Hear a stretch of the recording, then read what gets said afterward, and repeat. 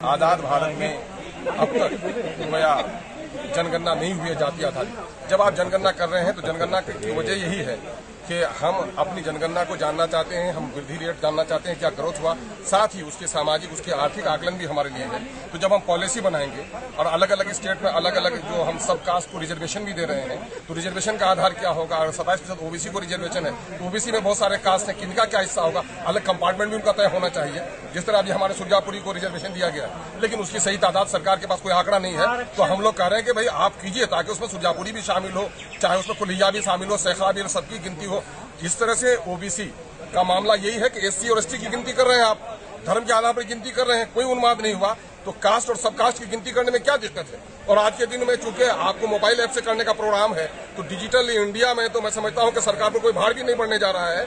तो सरकार की नीयत, जब ये प्रधानमंत्री जी कहते हैं सबका साथ सबका विकास, तो सबकी हालत को जब आप तक नहीं जानेंगे तो सबके बारे में विकास का प्लान कैसे कर सकते हैं। जब तक पैथोलॉजिकल रिपोर्ट अच्छी नहीं आएगी, डॉक्टर दवा नहीं लिख सकता है, जब तक सेंसस में जाति आधारित जनगणना नहीं होगी, तब तक तमाम तक पिछड़े लोगों के लिए प्लान नहीं बनाया जा सकता है। हमारा आरक्षण के अलावा क्या क्या फायदे हो सकते हैं भाई, सवाल ये पैदा होता है कि उसका एजुकेशन क्या लेवल है, उसकी आर्थिक स्थिति क्या है, उसकी सामाजिक स्थिति क्या है।